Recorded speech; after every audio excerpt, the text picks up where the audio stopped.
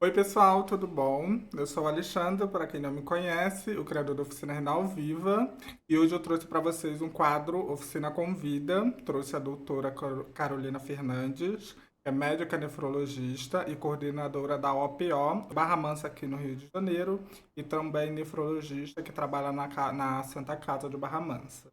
Hoje nós vamos bater um papo sobre tratamento conservador. Nós estamos falando durante esse mês sobre o tratamento conservador. Então, para você, meu amigo Renato, que está entrando agora nesse mundo, que o nosso mundo vira de cabeça para baixo, eu espero que esse vídeo te ajude. Trouxe aqui uma pessoa formada que sabe o que está falando, e eu acredito que nós, para termos uma melhor qualidade de vida, saber o que é a nossa doença, o que é o nosso tratamento, isso ajuda a gente a se cuidar e, consequentemente, vai trazer uma melhor qualidade de vida. Vai fazer milagre? Não, porque ser doente não é legal, não é bom, atinge a nossa vida. Mas você, no pouco que você pode melhorar a sua vida, eu acredito que vai fazer um bem grande para você e para o seu tratamento. Então, Não, a doença renal, Alessandra, ela é muito importante porque ela é prevalente em mais de 10% da população mundial. E as maiores causas que levam à doença renal é a diabetes e a hipertensão. Então, a gente está falando de muito mais de 50% dos renais crônicos, é em torno de 66%. E aqui no Brasil, a gente diz de quase 10 milhões da população brasileira com doença renal crônica. Desses 10 milhões, 153 mil estão em diálise, né?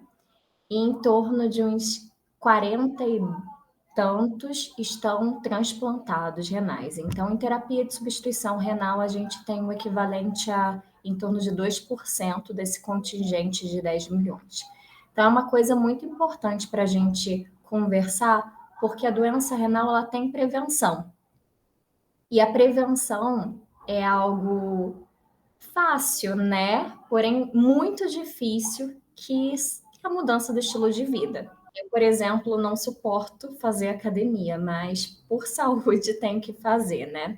Então, esse ano a gente teve a atualização do CADIGO, que é o nosso guia da nefrologia, vamos dizer assim, a respeito de doença renal crônica, a respeito de glomerulopatia, e eles colocaram ali no CADIGO algumas coisas muito interessantes, porque hoje a gente tem uma gama de tratamento mesmo, medicamentoso, que antigamente a gente não tinha acesso.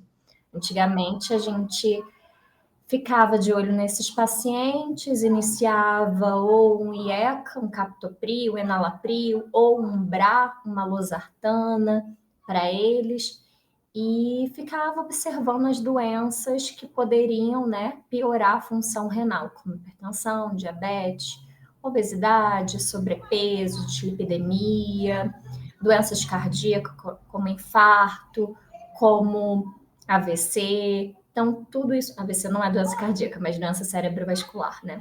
Então, tudo isso pode descompensar mesmo o rim, porque o rim ele é um órgão muito sensível.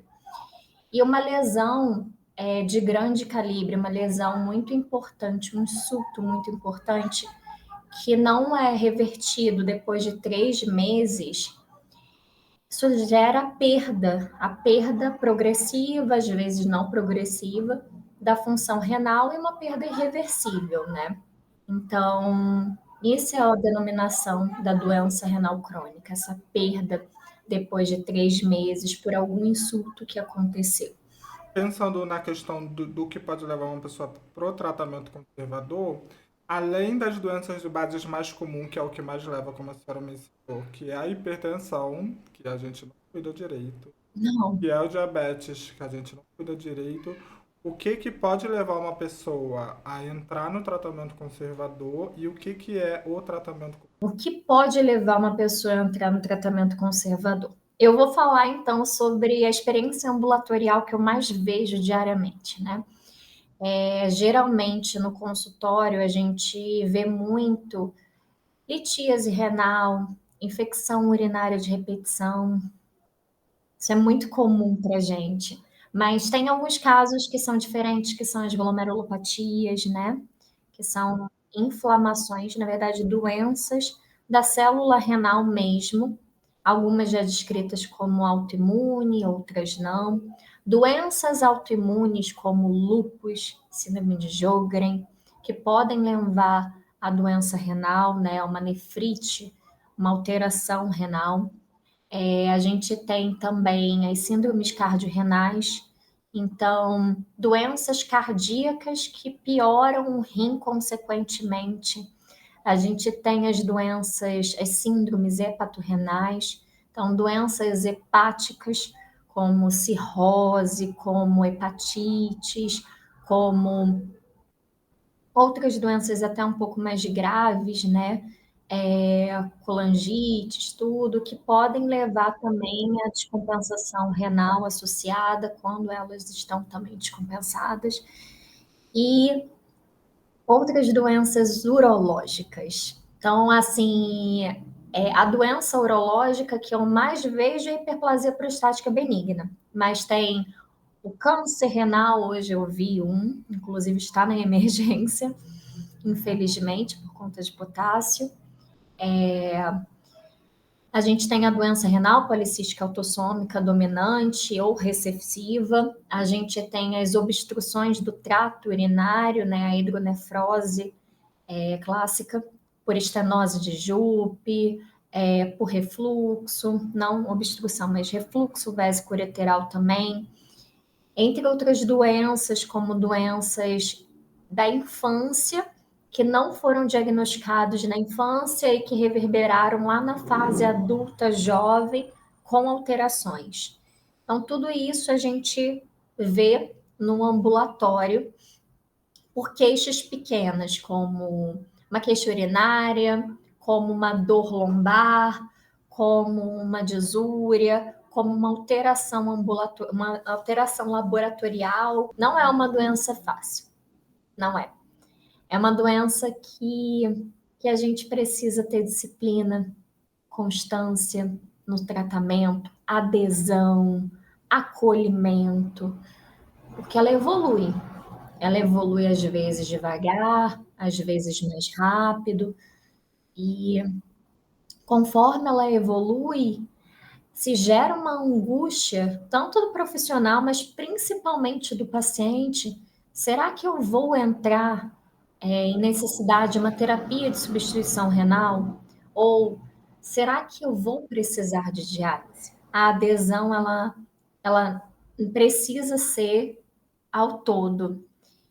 E é complicado, porque quando a gente chega com pacientes já em estágios mais avançados de doença, lógico que hoje a gente tem um tratamento medicamentoso com a dapaglifosina, a gente tem outras medicações que agora estão começando, como o Ozempic, mas quando ele chega a um estágio mais avançado, o tratamento ele é muito enviesado para nutrição e para controles sintomáticos. E aí chega a hora da gente pensar em cogitar a terapia de substituição renal, quando esse paciente está lá no estágio 4, já quase chegando no estágio 5. Alguns pacientes conseguem realizar o transplante em via preemptiva, que é a via sem precisar realizar diálise, mas esse preemptivo, ele pode também ser falecido ou vivo.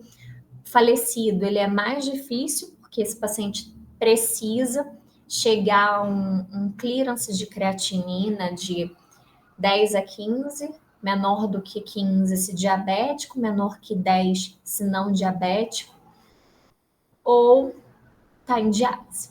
E esperar fora de diálise, em terapia conservadora, com esse clearance já em estágio 5, é esperar com sintomas, muitas vezes, e não, nem sempre vai tolerar. Tá? É uma restrição dietética, é muito complicado mesmo. Às vezes há também necessidade de restrição de líquido, dependendo de como tiver a diurese, né, o xixi, e isso tem que ser individualizado. Já a diálise, a gente prepara através de fístula, É muito complicado a gente conseguir a diálise peritoneal, eu digo mais para o estado do Rio de Janeiro, o estado de São Paulo é um pouquinho mais fácil, mas mesmo assim, não tanto. Uma dificuldade brasileira da diálise peritoneal, então a gente muitas vezes não consegue nem conversar sobre a possibilidade da diálise peritoneal com os nossos pacientes, né, em ambulatório. Então a gente prepara eles para hemodiálise com a fístula, porque a fístula é uma segurança. A fístula é uma segurança que ele não vai precisar de uma punção, a fístula é uma segurança para que quando ele chegue lá no ambulatório para a clínica de diálise, ele já chegue com a fístula pronta, e a fístula demora para maturar mais de 2 semanas, 3, 4, às vezes ela precisa também ser superficializada, então não é uma coisa também rápida. Então ela precisa ter uma programação para ser realizada. Para uma pessoa que vai entrar agora no conservador, o que vai mudar na vida dele? O que vai acontecer? O que esse tratamento vai gerar na vida dele? Então, depende do estágio da doença. Cada estágio de doença tem lá, né, a sua piora dos sintomas. Na verdade, a gente só consegue ver sintomas mesmo de uma falência renal, de uma insuficiência renal, mais do estágio 3B, que é o estágio 3 final, para o estágio 4, 5, principalmente no 5. Então, o rim, ele filtra as toxinas, ele produz hormônios, como o hormônio que faz com que a gente estimule a medula óssea na produção de série vermelha, a eritropoetina, hormônios que regulam a pressão e também hormônio que controla toda a parte de doença mineral óssea. Além disso, o rim ele elimina o volume através da diurese, né, do xixi. A gente também consegue, através de medicação, controle de proteinúria para tentar involuir ou evitar a evolução da doença renal crônica, porque proteinúria também degrada a função renal a curto, médio, longo prazo. Mudança de estilo de vida como um todo. Então, alimentação saudável, alguns pacientes precisam mesmo individualizar a ingesta proteica. Hoje em dia, pelo CADIGO, ele fala de 0,8 miligramas por quilo dia. Não há também uma restrição tão grande de proteína, porque a gente consegue ver que se restringe proteína demais, esse paciente ele acaba se tornando sarcopênico, mais suscetível à infecção. Se mais suscetível à infecção, esse paciente piora mais a função renal. E também a restrição de sal, se precisar restrição hídrica nesse paciente. Mudança de estilo de vida como um todo, evitar tabagismo. Tabagismo também faz com que tenha uma dificuldade de irrigação de sangue lá no rim. Então, não é só o câncer em si, o tabagismo também é lesivo para a irrigação de sangue. Obesidade, sobrepeso, então tem que fazer exercício físico. Esse ano foi colocado no CADIGO 150 minutos semanais, ou conforme a tolerância. Então, tem que fazer pelo menos 3 vezes na semana, 1 horinha de exercício. O melhor exercício sempre vai ser o exercício com peso, e isso vai de avaliação individual, se pode, se não pode. É óbvio que um vovozinho que foi revascularizado vai precisar de liberação do cardiologista, mas um paciente jovem que a princípio tem doença renal, hipertensão controlada, uma diabetes, está tudo controladinho, está liberado. Precisa realmente fazer para a gente evitar, né, piora de outras doenças e piora da função renal, da progressão da função renal. E para vocês que estão assistindo a gente, vai ser algo bem difícil na vida de vocês, porque a vida de vocês vai ter que mudar bastante. É importante a gente entender que, como a doutora acabou de falar, tudo depende, não é porque um conservador faz uma certa dieta que você vai fazer a mesma dieta, não. Aquele conservador tem um problema que ele precisa restringir mais proteína. Você não tem, você não vai precisar. Sim. Então, mas no geral, sim, os seus cuidados vão mudar para que você fique longe da diálise. E eu, como alguém que passou pela diálise, eu aconselho você a seguir desde o estágio um o que o médico fala estritamente, porque ninguém vai gostar de passar pela diálise. É uma das piores coisas que já aconteceu na minha vida. Agradeço a Deus por ela existir, mas se não pudesse, não existiria. E CADIGO, para quem não sabe, gente, é um órgão mundial de medicina focado em nefrologia. Então, tudo que é atualizado para os médicos na medicina é estado e publicado pela CADIGO. E desde quando eu comecei a descobrir a minha doença, já mudou muita coisa, inclusive na alimentação. Que antigamente, quando eu entrei na É diálise, muito a chique. questão de sair cozinhando tudo para tirar potássio de tudo. Nossa, eu ficava louca. Os pacientes, gente, você tinha que deixar de molho quase um dia todo. Era inviável. Sim, Falava, meu Deus, gente, eu não fico em casa nem 10 minutos no meu dia. Imagina uma pessoa ter que fazer isso. Não. sim, E é. tirando o fósforo, né? Porque a gente Ah, individualiza agora muito isso. E antigamente era uma restrição absurda. E você vai lá no mercado, nossa senhora, você pega uma caixinha de tudo, tá lá, fósforo, sódio, fósforo, sódio. Então a meu ver, assim, para melhorar isso é tentar evitar o máximo industrializado, os embutidos industrializados, mas receita de bolo, falar que existe uma receita de bolo para todo mundo é uma mentira. ô, doutora, desculpa cortar a senhora. É possível no tratamento, uma pessoa que está no conservador e de fato segue aquilo ali à risca, ela consegue atrasar mais o avanço da doença ou não? Isso é involuntário. Geralmente sim, geralmente sim. Com todos os pilares sendo muito bem feitos, exercício físico, alimentação, medicação mesmo, para todos os tipos de alterações, né? Geralmente sim, a gente, alguns casos, infelizmente, eu acredito muito mais que seja da parte glomerular, que às vezes acontece de ter remissão de doença e aí então piorar tudo, entende? Mas quando é feito tudo à risca, seguir tudo certinho e não tiver nenhum tipo de insulto infeccioso, desidratação, cirurgia, nada que insulte o rim, em teoria a progressão vai ser muito retardada. Na prática, depende.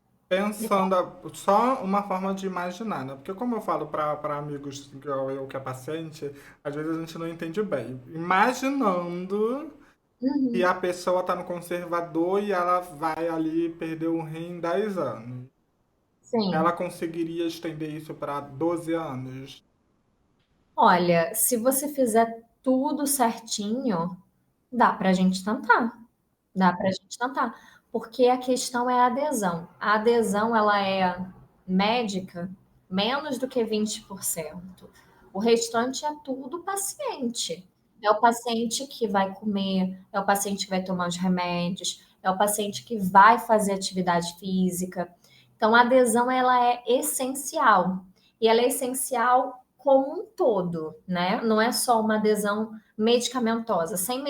Com medicação, se você não fizer dieta, sobrepeso, obesidade, dislipidemia, aumento de potássio, aumento de fósforo, consequentemente, aumento de ureia também, aumento da creatinina, porque está descompensado o restante, aumento da glicose, e aí aumenta a creatinina. Então, não dá para você fazer só uma coisa. Tem que reeducar a sua dieta. Aí sim entra a receitinha de bolo. A reeducação é para todo mundo. Sei. Não dá para todo dia comer um fast food, gente. Não tem como. Comer uma pizza, comer um hambúrguer todo dia. Tu pode comer? Pode comer. Mas, pelo amor de Deus, seja um pouco equilibrado, né? Você pode usar um salzinho na comida? Pode, mas você não vai salgar toda a comida, entende? Então, eu acho que a gente tem que conseguir compreender as coisas, porque quando a gente compreende, fica muito mais fácil a gente conseguir abordar conseguir realmente a adesão desse paciente. Não adianta eu falar, beba 500 ml de água. A pessoa vai sair do meu consultório e vai falar, tô morrendo de sede. Ah, a médica falou 500 ml. Ah, mas ela não falou que vai dar ruim, vou tomar 1 litro. Então, assim, o paciente vai tomar 1 litro. Se você chegar para ele e explicar, olha, você hoje está urinando 500 ml no dia. Tudo que você urinar muito a mais, urinar, ó, tudo que você beber a mais do que isso, você vai reter. Se você reter, eu não tenho como tirar. E aí você vai ficar mal, porque pode evoluir para edema agudo de pulmão, pode evoluir para uma parada cardiorrespiratória, né? Então é importante o paciente conhecer a doença dele. E realmente o podcast ele é extremamente relevante para a sociedade, porque às vezes a gente parece que está falando com a parede, né? Às vezes você está falando com a parede realmente. Chega paciente, sai paciente, você fala, precisa fazer atividade física, precisa reeducar sua dieta, precisa tomar os remédios. Parece ser uma receita de bolo, mas, gente, é fundamental. Não tem como só com uma coisinha dar certo. Então, vai realmente de como é que você vai lidar com isso. Gera uma ansiedade porque eu não tenho como precisar. O não sei para mim é uma coisa real. Realmente, assim, eu dependo de cada organismo, de como é que você também vai lidar com isso. Não tem receita. Cada um chega, às vezes eu pego o paciente que já está no estágio 4 e ele consegue voltar comigo nem em um mês, volta de 2 em 2. Mas às vezes eu pego o paciente em estágio 3 que tem que voltar semanalmente, porque não está conseguindo compreender, porque teve realmente muito problema. Então, são paradigmas completamente opostos, pacientes são individualizados, cada caso tem que ser cada caso, e a gente precisa abordar um paciente como um todo, e não pensar nele como um grupo de pacientes. E aí, pensando nessa questão, né, da dificuldade que alguns têm, né, de levar mais a sério as recomendações e de acreditar que uma hora vai dar ruim por não estar se cuidando, qual é a importância que a senhora vê do psicólogo ou do psiquiatra na vida do paciente quando ele está no conservador? Porque não é tão comum, até mesmo na diálise eu via muito amigo que não ligava para terapia, mas não é comum você ver um conservador que está fazendo terapia. Só tá deixando a vida levar ele até a hora que não dá mais. Eu acho que assim, a minha vivência ela é muito. Eu já tive de tudo, né? Desde paciente com uma adesão maravilhosa até paciente zero adesão, que voltava quando queria. E é lógico, psicólogo, eu acho que todo mundo aqui na rua, independente se é renal crônico ou não, precisa fazer, tá? Psicólogo deveria ser essencial para todo mundo, mas para o renal crônico mais ainda, porque é ele. Quem tem que lidar com tudo é ele. Quem sabe o que ele está sentindo é ele. Quem sabe das suas dificuldades é ele. Então, se ele não conseguir jogar para fora tudo isso e conseguir organizar para lidar com isso, fica difícil. Porque a adesão é dele, a vida é dele. A gente pode tentar brigar, a gente pode falar, vai falar com a parede. Porque se ele não quiser escutar, ele não vai escutar. Então, o psicólogo e o psiquiatra, em certos momentos também, se tiver uma patologia como ansiedade, uma depressão, uma crise de pânico, é fundamental para a gente conseguir levar tudo isso. Quando o paciente que faz realmente tudo direitinho, chega e vê a progressão da doença, é lógico que para ele aquilo é frustrante, porque ele está fazendo tudo certo, né? É frustrante também para quem está vendo. E você já não tem mais o que fazer além de observar, porque ele já está fazendo tudo. Então, o psicólogo vem nesse momento, vem talvez até mais antes disso, mas nesse momento fundamental, porque ele vai precisar de apoio de escuta ativa, de apoio de acolhimento, de apoio de um especialista mesmo do cunho psicológico para conseguir manter a assertividade no tratamento. Que é diferente de você sentar e conversar com seu amigo, tá, gente? Completamente. Porque tem Comple- gente que acha que isso vai se resolver. Ah, vou conversar com meu Não, amigo e tá tudo certo. não, gente, ansiedade, depressão, crise de pânico são doenças e precisam ser levadas como doenças e não achar que você teve um surto. Sim. E na verdade, surto também é uma doença, né? Então, você pode pedir um conselho para o seu amigo, mas conselho todo mundo dá. E você faz o que você bem entender com conselho. Conselho não é igual a uma conduta profissional, entende? Então, conselho ele não é valorizado, seu amigo vai só ver você e ele só quer te apoiar. Amigo só vai querer te apoiar. Então, se ele vê você triste, o que que ele vai querer? Vai querer te levar para farra, vai querer te animar com um filminho, uma comidinha, né? E não sentar com você e ficar te escutando por horas para analisar o contexto como um todo e aí então pontuar uma situação para que você faça sua reflexão a respeito daquilo. Eu acho que o amigo não tem essa terapêutica toda. Ele não consegue identificar onde que tá o problema, né? Não, não. Ele vai, na verdade, querer te abraçar, querer fazer outras, querer mudar esse momento, querer te acolher, mas mudar esse momento para um momento mais feliz e você vai só trancar e negar e não realmente passar por todas as fases do luto como deveria. Porque é um luto que está acontecendo. A perda do seu órgão é um luto. Você tem que vivenciar ele para você conseguir vencê-lo. Dentro de tudo isso. E não só no momento da doença renal crônica, né? Quando você entra em estágio de terapia substitutiva, diálise principalmente, você tem que vivenciar todo esse luto. Senão você não consegue nem ir para o transplante renal, porque senão você não vai ter nem adesão no transplante renal, que também é uma outra terapia, também gera uma ansiedade, também é diferente. Então é imprescindível, imprescindível a realização de terapia psicológica. Falando nessa questão de cuidado que a senhora falou da alimentação, da atividade física, eu tenho uma dúvida na questão da atividade física. A atividade física é boa no geral, óbvio. Sim.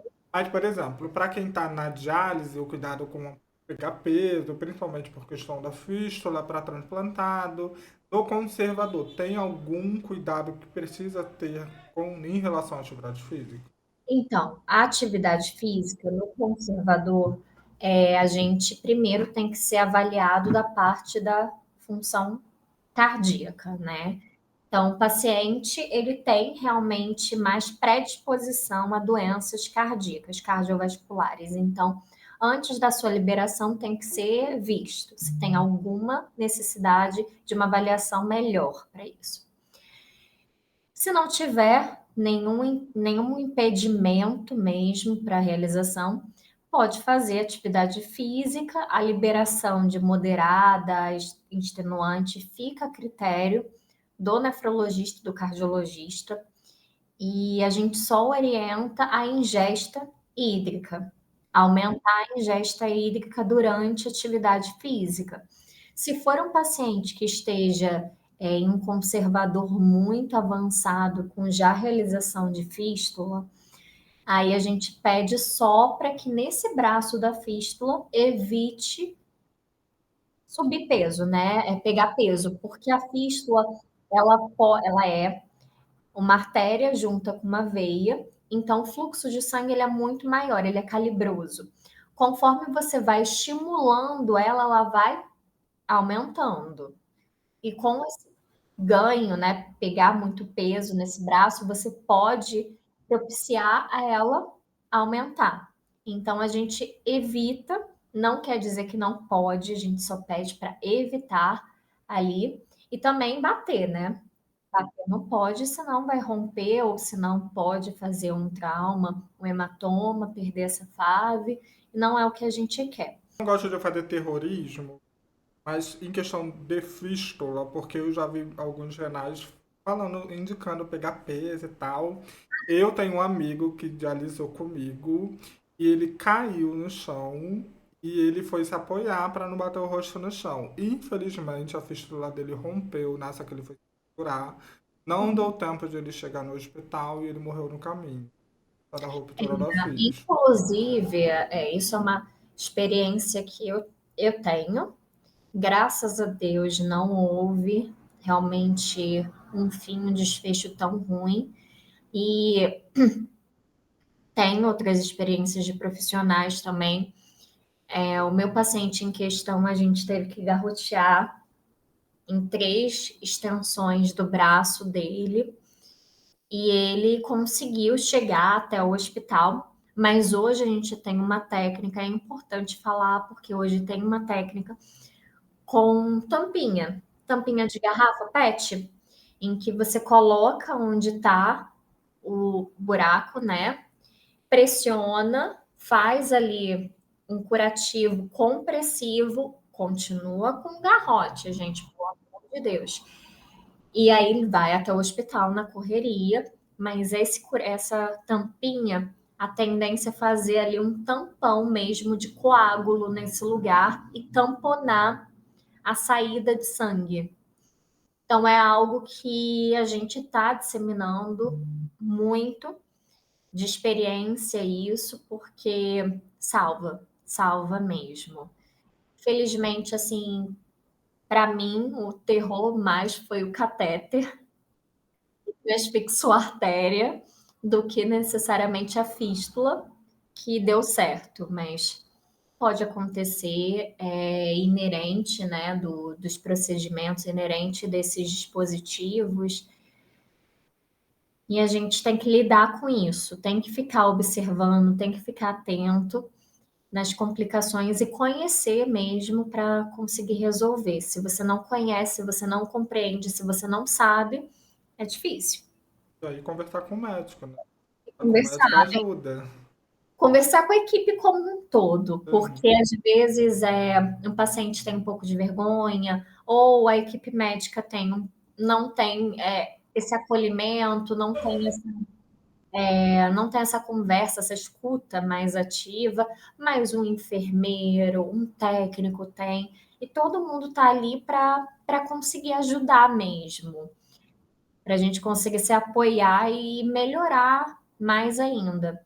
Eu acho que em tudo a gente precisa conhecer, né? A gente quando a gente tem algo, a gente precisa conhecer para você conseguir comandar aquilo. E se é seu, não é de outra pessoa, se é seu, você precisa entender. Não é do médico, não é do enfermeiro, não é do seu pai, não é da sua mãe. A doença ela é sua. Quem vai lidar com qualquer complicação, quem vai lidar com qualquer infortúnio dela é você. A doença, ela querendo ou não, ela indiretamente atinge a família. A atinge como um todo. Para quem é casado, a questão sexual, ela às vezes bate na porta, a impotência sexual, principalmente nos homens, a falta de das mulheres. No conservador, isso pode se apresentar também? Pode, pode. Em estágios mais avançados da doença, a gente tem a maior toxina, né? E não está eliminando tão adequadamente quanto deveria, mas a gente também tem um processo inflamatório ali envolvido e também a questão psicológica. Então, a disfunção ela é vista e se for algo que esteja realmente tendo um comprometimento familiar, a gente encaminha para a urologia. Em alguns casos, há necessidade de prótese, a necessidade de tratamento medicamentoso mesmo, para tentar ajudar a resolver essa questão. Por felicidade, isso melhora depois do transplante renal. E no caso, se for um caso de que a pessoa precisou usar prótese, no final ela tira depois do transplante? Pode tentar tirar ou mantém. Isso fica de conduta de cada um dos pacientes, né? E aí de conduta conjunta com a equipe urológica. Mas a prótese peniana é uma possibilidade, sim. Existe a semirrígida, existe a bombeada, né? Então, ou a rígida, que geralmente não é vista. E é uma possibilidade dentro do tratamento pelo SUS também. É difícil, mas é uma questão. E tem também as medicações. Se você não tiver nenhum quadro, né, cardiovascular, pode ser liberado de medicações como sildenafila, tadalafila, para o uso de disfunção erétil mesmo. Eu queria saber da senhora em qual o momento ali do conservador que, para quem está assistindo a gente, já deve começar a se preparar para diálise. O que ela pode esperar? O que vai acontecer? O médico já vai programar uma fístula, já vai fazer outros exames. A partir de que estágio quem está no conservador já tem que preparar o Geralmente psicológico? para o quarto estágio, né? Essa preparação. Lá para quando tiver com clearance de 25, 20, ou que esteja já no estágio 4 e a gente está vendo a progressão mesmo da doença renal. Então, a gente já começa a conversar, já começa a preparar com a fístula, ou começa a conversar sobre o transplante pré-emptivo de doador vivo, se tiver a possibilidade, né? Ou se não tiver, esperar até chegar com aquele clearance menor que 10 ou menor que 15 para entrar em lista de falecido. E a gente vai aos poucos conversando, chegando a melhor terapêutica para cada caso. Cada caso tem que ser visto e avaliado, mas geralmente o que a gente consegue é preparar a fístula e aguardar. E E aguardar. nessa questão do transplante, que é algo que, por incrível que pareça, doutora, é algo que pouca gente sabe. Sabe E pouquíssimo, quem é? está no conserva... Como doador vivo é até mais comum. Mas o Aham. pré-emptivo, você nem vê direito no Google, se você pesquisar, você não acha muita Ai, coisa. gente. Não, a minha formação é como médica transplantadora e eu atualmente, né, atuo como equipe nefrologista da equipe do Serviço de Transplante Renal da Santa Casa de Barra Mansa. E a minha formação é lá do Agarrim, eu era do Agarrim. E graças a Deus e todos, a gente tinha muitos pré-emptivos. E é realmente algo assim fascinante e é uma conquista muito grande, não só para a equipe, quanto também para aquela família, para aquele receptor de órgão, porque a diálise ela acaba quebrando muito a família, acaba tendo muito desgaste do indivíduo, desgaste da família como um todo, porque não é só a diálise, é o tempo que fica lá na máquina, são as intercorrências após a diálise, são as internações, são as idas até a farmácia de alto custo para buscar todas as medicações, é o ambulatório de pré-transplante renal, é a ansiedade em volta de tudo isso, é parar de trabalhar, é parar de estudar, é não conseguir ter filhos, como você falou, né? Então, a qualidade que a diálise oferece, ela é muito baixa perto do transplante renal. E o pré-emptivo, apesar de ser realmente também ruim, porque é uma terapia de substituição renal. O transplante renal ele tem as suas particularidades com relação à imunossupressão, né? Maior risco de infecção, maior risco de neoplasia a longo prazo. Mas o transplante oferece o que a diálise não oferece, que é a qualidade de vida. O paciente transplantado consegue voltar a trabalhar, ele consegue voltar a ter vida, viajar, não ficar dependendo de uma máquina, não ficar passando mal por conta de acúmulo de toxina. Ele pode beber líquido, na maior parte das vezes, tem lá suas exceções para esse caso, para cada caso, mas oferece muita qualidade. E o pré-emptivo, ele realmente, ele não é falado. Inclusive, como transplantadora, é até complicado para mim, porque muitos profissionais especialistas também não sabem do pré-emptivo. E eu acho isso de uma tristeza gigantesca, porque o que eu mais quero é que esse paciente não sofra. Então, que chegue para mim e eu possa dar para ele essa qualidade, entende? Que eu possa fazer tudo isso com tranquilidade. E às vezes não dá para ser tão tranquilo, tem que ser realmente mais rápido no transplante, mas é uma possibilidade. E se é uma possibilidade, o paciente deveria ter. Eu deveria pensar mais sobre isso mesmo. O que acontece muito com o pré-emptivo, que se ele não é muito bem abordado, muitos não valorizam. E nessa desvalorização, a gente entra muito com a questão de adesão, né?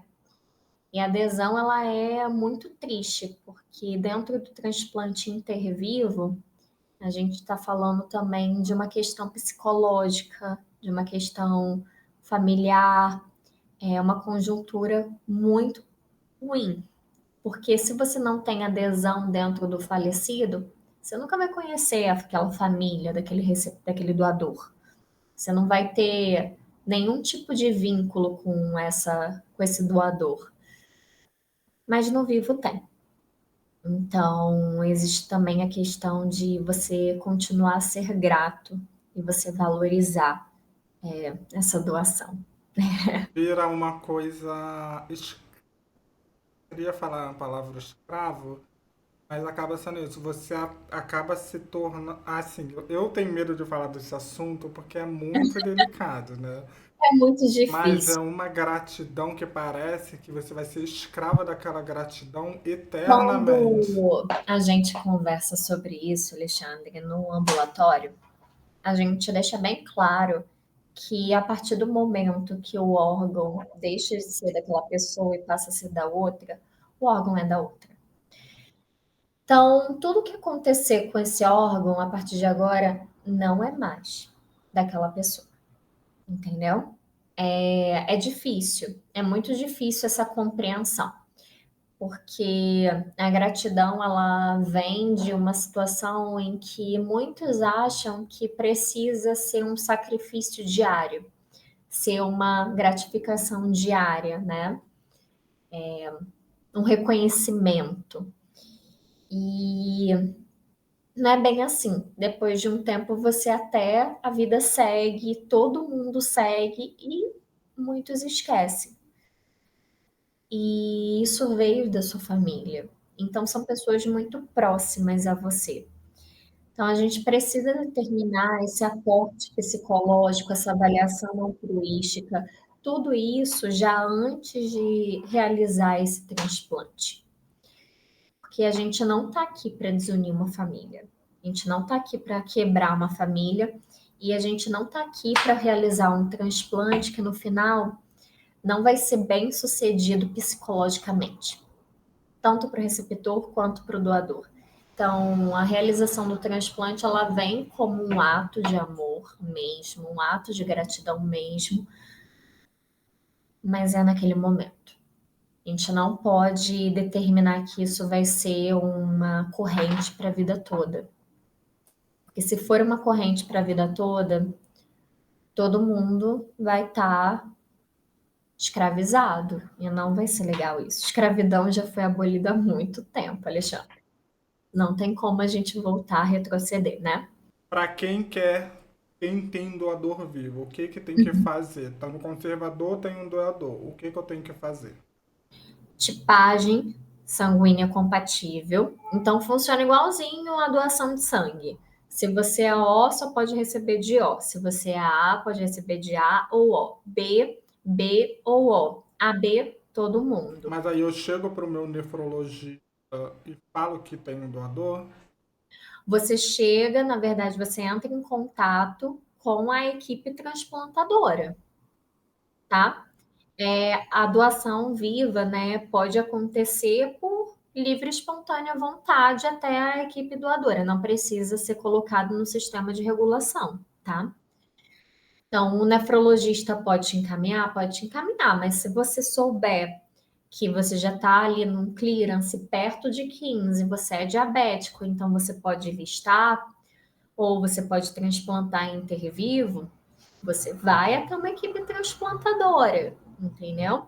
É só marcar, tem diversas no estado do Rio de Janeiro, no estado de São Paulo e em outros estados, é fácil de encontrar. Ou se você não for diabético, estiver chegando lá no clearance menor de 10, né? Também liga, marca, vai ver. Mas são três etapazinhas, que é a questão da tipificação, tipagem sanguínea compatível.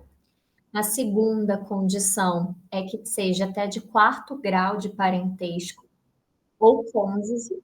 O cônjuge a gente fala de casamento, mesmo no civil, ali assinado, papel assinado, ou união estável assinada também, confirmada no cartório.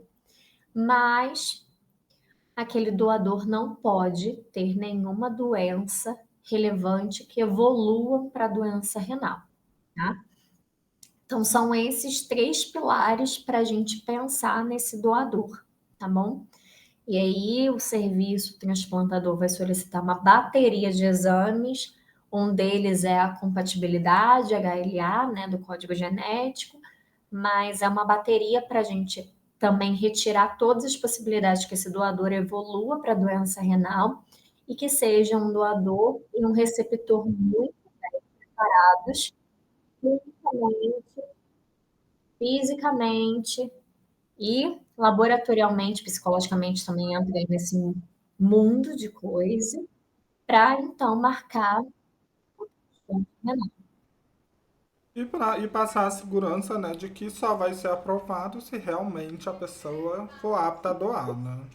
100%. Não tem a menor possibilidade de aprovação de inter vivo, de doação viva, se não tiver aptidão 100%, porque é um transplante extremamente eletivo, que a gente faz, não é um transplante que a gente tem que sair correndo, porque o rim chegou, como é no doador falecido, então a gente tem tempo.